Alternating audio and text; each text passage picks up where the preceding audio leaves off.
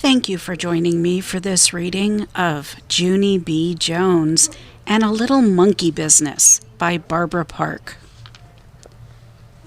Chapters 1 through 5. Chapter 1, Surprise. My name is Junie B. Jones. The B stands for Beatrice, except I don't like Beatrice. I just like B, and that's all.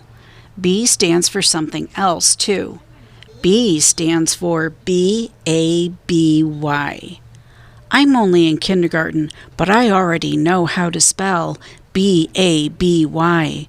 That's because my mother told me that she is going to have one of those things. She and Daddy told me about it at dinner one night. It was the night we had stewed tomatoes, which I hate very much. Daddy and I have a surprise for you, Junie B., said Mother. And so then I got very happy inside, because maybe I didn't have to eat my stewy-pewy tomatoes. And also, sometimes a surprise means a present. And presents are my very favorite things in the whole world. I bounced up and down on my chair. What is it? Is it all wrapped up? I don't see it, I said, very excited. Then I looked under the table, because maybe the surprise was hiding down there with a red ribbon on top of it. Mother and Daddy smiled at each other. Then Mother held my hand. Junie B., how would you like to have a little baby brother or sister? She said. I made my shoulders go up and down. I don't know. Maybe, I told her. Then I looked under my chair. Guess what? I said. I can't find that silly-willy present anywhere. Mother made me sit up. Then she and my daddy said some more stuff about a baby. The baby will be yours too, Junie B., Daddy said. Just think, you'll have your very own little brother or sister to play with. Won't that be fun? I did my shoulders up and down again. I don't know. Maybe, I said. Then I got down from my chair and ran into the living room. Bad news, fellas, I hollered very loud. The present isn't in this dumb bunny room either. Mother and Daddy came into the living room. They didn't look that smiley anymore. Daddy took a big breath. There is no present, Junie B., he said. We never said we had a present. We said we had a surprise, remember? Then Mother sat down next to me. The surprise is that I'm going to have a baby, Junie B. In a few months, you're going to have a little baby brother or sister. Do you get what I'm saying yet? Just then, I folded my arms and made a grumpy face. 'Cause all of a sudden, I got it. That's why. You didn't get me a darn thing, did you? I said very growly. Mother looked angry at me. I give up, she said. Then she went back into the kitchen. Daddy said that I owed her an apology. Apology is when I have to say the words, I'm sorry. Yes, but she owes me an apology too, I said, because a baby isn't a very good surprise. I made a wrinkly nose. Babies smell like P.U., I explained. I smelled one at my friend Grace's house. It had some spit up on its front, and so I held my nose and hollered, P.U., what a stink bomb. And then that Grace made me go home.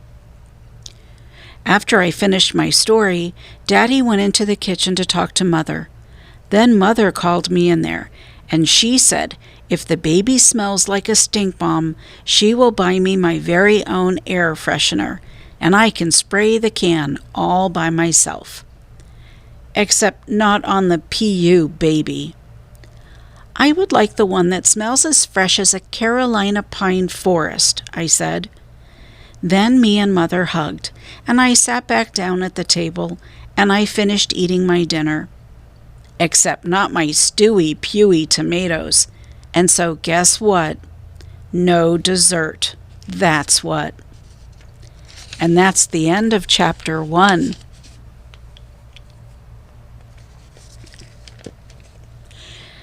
Chapter 2. The Dumb Baby's Room. Mother and Daddy fixed up a room for the new baby. It's called a nursery, except I don't know why, because a baby isn't a nurse, of course. The baby's room used to be the guest room. That's where all our guests used to sleep. Only we never had much guests. And so now if we get some, they'll have to sleep on a table or something. The baby's room has new stuff in it. That's because Mother and Daddy went shopping at the new baby stuff store. They bought a new baby dresser with green and yellow knobs on it, and a new baby lamp with a giraffe on the lampshade, and also a new rocking chair for when the baby cries and you can't shut it up. And there's a new baby crib, too. A crib is a bed with bars on the side of it. It's kind of like a cage at the zoo. Except with a crib, you can put your hand through the bars, and the baby won't pull you in and kill you. And guess what else is in the nursery? Wallpaper, that's what, the jungle kind, with pictures of elephants and lions and a big fat hippopot of something. And there's monkeys too, which are my most favorite jungle guys in the whole world.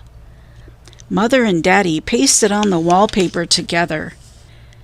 Me and my dog Tickle were watching them. This wallpaper looks very cute in here, I told them. I would like some of it in my room too, I think. Okay, I said. Can I? Can I? We'll see, said Daddy. We'll see is another word for no. Yeah, only that's not fair, I said, 'cause the baby gets all new junk and I have all old junk. Poor Junie B, said Mother, very teasing. Then she bended down and tried to hug me, only she couldn't do it very good because of her big fat stomach, which is where the stupid baby is. I don't think I'm going to like this dumb baby, I said. Mother stopped hugging me. Don't say that, Junie B. Of course you will, she said. Of course I won't, I talked back, because it won't even let me hug you very good, and anyway, I don't even know its stupid, dumb name. Then Mother sat down in the new rocking chair, and she tried to put me on her lap, only I wouldn't fit. So she just holded my hand.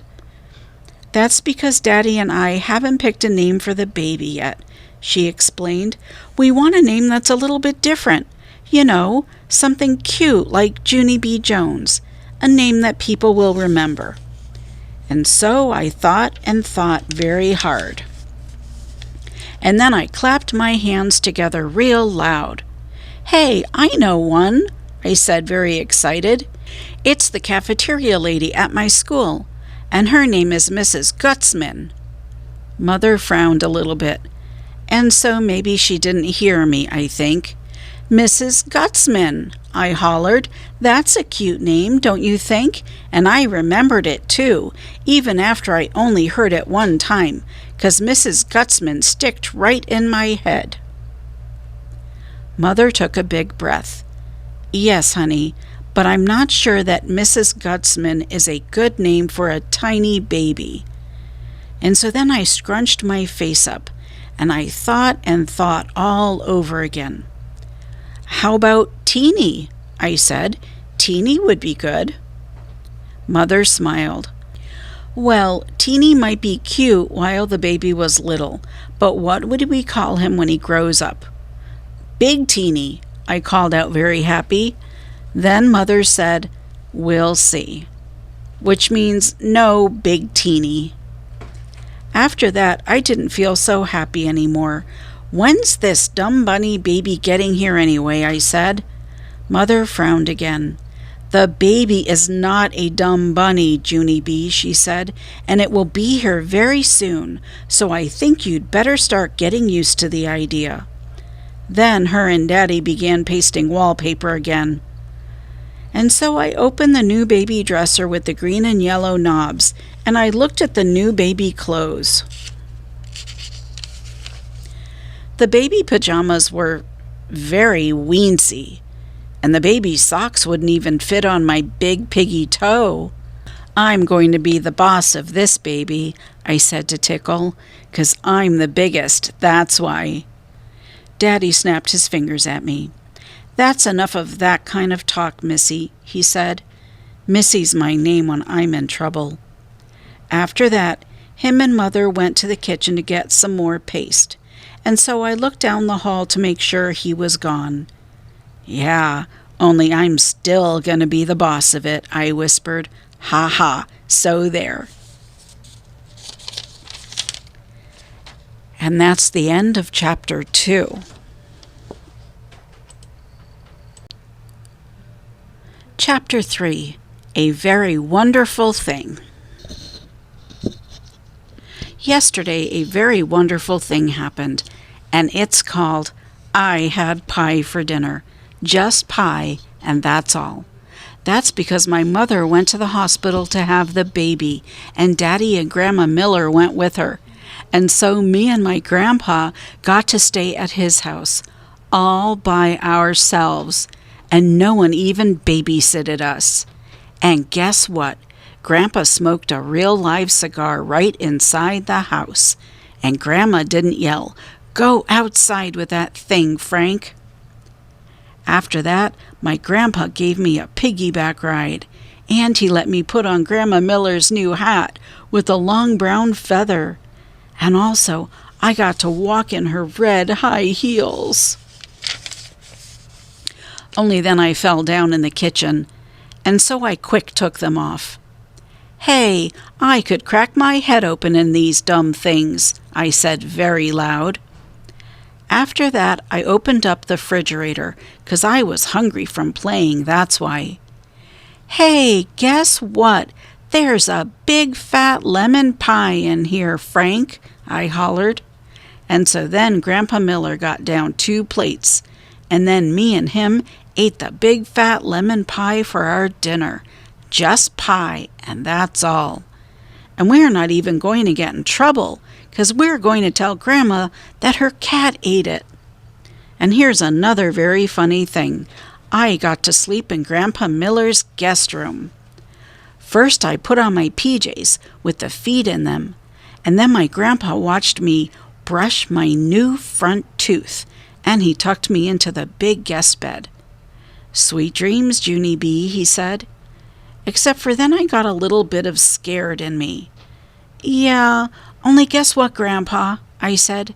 It's very dark in this big room, and so there might be hidey things in here. Grandpa looked all around the room, and also in the closet. Nope, no hidey things in here, he said. After that, he left on the hall light for me, so my imagination wouldn't run wild. Except I still didn't sleep that good, 'cause there was a drooly guy with claws under my bed, I think. And so this morning, my eyes felt very sagging. Only then I sniffed something that woke them right up. And its name was Delicious Waffles. Grandpa Miller cooked them for me, and he let me pour on my own syrup, and he didn't yell, "Whoa, whoa, whoa." After that, me and him played until it was time for kindergarten, except before I left, the funnest thing of all happened. My Grandma Miller came home, and she said that Mother had a baby, and it was the boy kind. Then me and her and my grandpa all did a big giant hug. And Grandma Miller picked me up, and she swinged me in the air. "You're just going to love him, Junie B.," she said. "Your new brother is the cutest little monkey I've ever seen." Then my eyes got very wide. "He is? Really?" I said. Grandma Miller put me down. Then she started talking to my grandpa. "Wait till you see him, Frank," she said. "He's got the longest little fingers and toes." I tugged on her dress. "How long, Grandma?" I said. "Longer than mine?" But Grandma just kept on talking. "And his hair, Frank, my word, he's got oodles and oodles of thick black hair." I pulled on Grandma's arm. "How come, Grandma? How come he's got hair?" I asked. "I thought little babies were supposed to be baldies." But still, my grandma didn't answer me. "And he's big too, Frank. He's much bigger than any of the other babies in the hospital. And you should feel how tightly he grabs onto your finger when you—" Just then I stamped my foot very hard. "Hey, I want some answers down here, Helen. He's my baby too, you know." Grandma Miller frowned at me, 'cause I'm not supposed to call her Helen, I think. "Sorry," I said, kind of quiet. Then Grandma Miller bended down next to me, and so I didn't have to yell anymore. "Are you telling me the truth, Grandma?" I said. "Is my brother really the cutest little monkey you ever saw? For really and honest and truly?" Then my Grandma Miller hugged me very tight. "Yes, little girl," she whispered in my ear, "for really and honest and truly." After that, she picked me up again, and me and her twirled all around the kitchen. And that's the end of Chapter 3.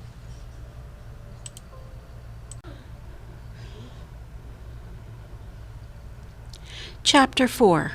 Hoppy and Russell. My room at kindergarten is named Room 9. I have two bestest friends in that place. One of them has the name of Lucille. Lucille sits right exactly next to me. She has a red chair, and also little red fingernails, which are very glossy. My other bestest friend is named Grace. Me and that Grace sit together on the school bus. Except for not today, we didn't, because today Grandpa Miller drove me. Then he walked to room 9 with me, and he waved at my teacher. Her name is Mrs. She has another name too, but I just like Mrs., and that's all. When I first walked into my room, Lucille was looking at that Grace's brand new shoes, and their name was Pink High Tops. "Hey, Grace, those new shoes look very beautiful on you," I said. But that dumb Grace didn't even say thank you to me. "Grace is angry at you," said Lucille. "She said that she rode the bus today, and you weren't even there to save her a seat. And she had to sit next to an icky kid. Right, Grace?" Grace bobbed her head up and down. "Yes, only I couldn't help it, Grace," I said. "That's because I stayed at my Grandpa Miller's all night, and there's no bus at that place. And so he had to drive me here today." Then I tried to hold that Grace's hand, only she quick pulled it away. "That's not very nice of you, Grace," I said. "And so guess what? Now I'm not going to tell you my special secret." That's when that Grace called me a poopy head. Lucille held my hand. "I don't think you're a poopy head, Junie B," she said, "and so you can tell me your special secret, and I won't tell anybody, not even Grace." That's when Grace kicked Lucille in the leg, and so Lucille pushed her down, and Mrs. had to come pull them off each other. I raised my hand very polite.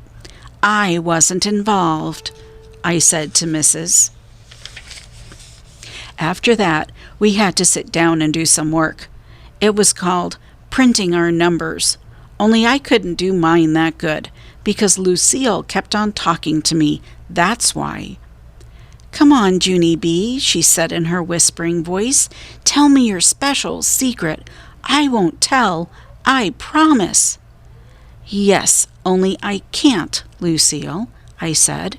"'Cause no talking to your neighbor, remember?" Then Mrs. snapped her fingers at me. "See, Lucille, I told you no talking to your neighbor," I hollered. Now I got snapped at. Just then a boy named Jim said, "Shush," to me. "Shush yourself, you big fat Jim," I said back. After that, Mrs. stood next to me till I finished my work. Then I got all done and she collected it. That made me happy inside, because guess what comes after work? Something very fun, that's what. And its name is show and tell. Mrs. stood next to her desk. "Who has something interesting to share with the class today?" she said. Then my heart got very pumpy, because I had the most special secret in the whole wide world. I raised my hand way high in the air. "Ooh, ooh," I hollered real loud. "Me, me, me." Mrs. shook her head at me, because I'm not supposed to go, "Ooh, ooh, me, me, me." She called on William. He is a crybaby boy in my class. I can beat him up, I think. "William," she said, "since you raised your hand so politely, you may go first." And so then William carried a paper bag to the front of the room, and he took out a jar of 2 dead crickets. Except for William didn't know they were dead. He just thought they were sleeping. "Jump, Hoppy, jump, Russell," said William. Then he tapped on the glass. "Hey, wake up in there," he said. After that, William started shaking the jar all over the place, and he wouldn't stop. "Wake up, I said," he shouted. Then Hoppy and Russell started falling all apart, and Mrs. had to take the jar away. That's when William started to cry, and he had to go to the nurse's office to lie down. And so then I raised my hand way high in the air again, because guess what? My show and tell was way better than 2 dead crickets. And that's the end of chapter 4.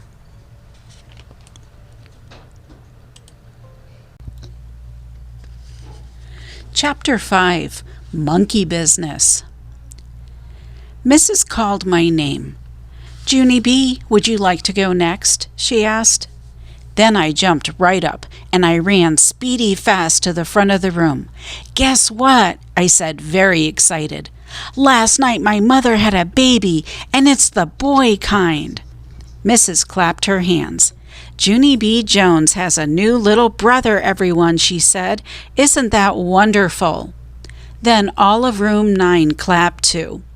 "Yes, only you haven't even heard the bestest part yet," I said very loud, "because guess what else? He's a monkey. That's what else. My new brother is a real, alive baby monkey." Mrs. got a funny look on her face, and she squinted her eyes very tiny. And so maybe she didn't hear me or something, I think. "I said I've got a monkey brother," I shouted real louder.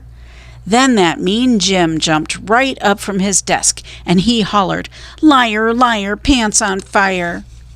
"No, they are not on fire, you big fat Jim," I said back. "I do too have a monkey brother.